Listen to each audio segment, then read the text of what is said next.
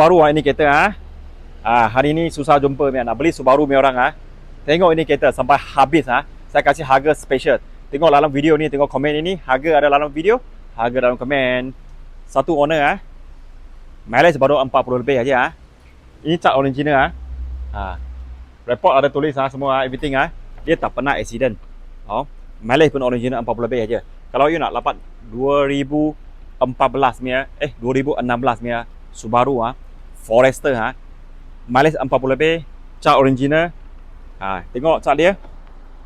Tengok lampu dia kilat LED lampu dia kilat Saya tak lah polis Grill dia pun tengok batu punya stone chip pun tak ada.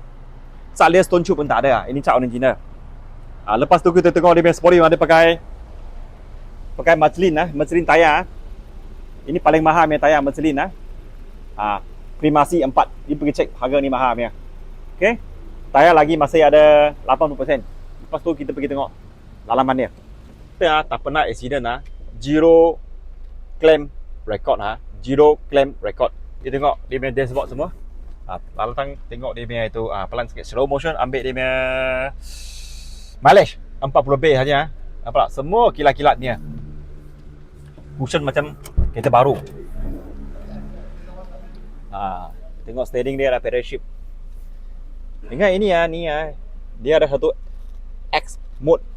Kalau you tekan aja, ini betul-betul punya 4 wheel Semua kalau you beli itu SUV, Mazda ke, Honda ke, HRV ke, itu semua bukan betul-betul punya 4 wheel Nissan X-Trail sama juga. Ini betul-betul punya 4 wheel Ini untuk you orang pergi jalan itu hujan jalan ke, naik bukit ke, turun bukit ke, atau cornering ke, ini terkena, dunia terkena. Forester dia punya all wheel ride, dunia yang terkena.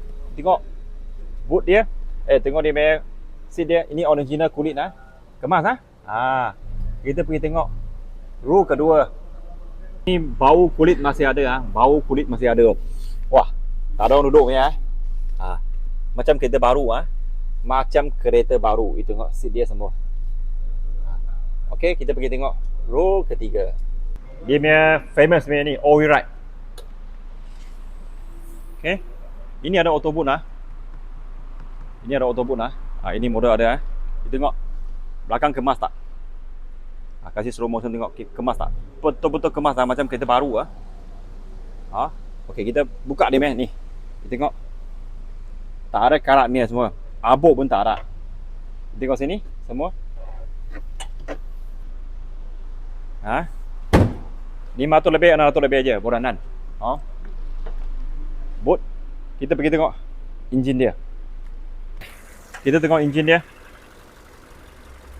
Semua original marking ada lagi Ini kita tengah start tengah start.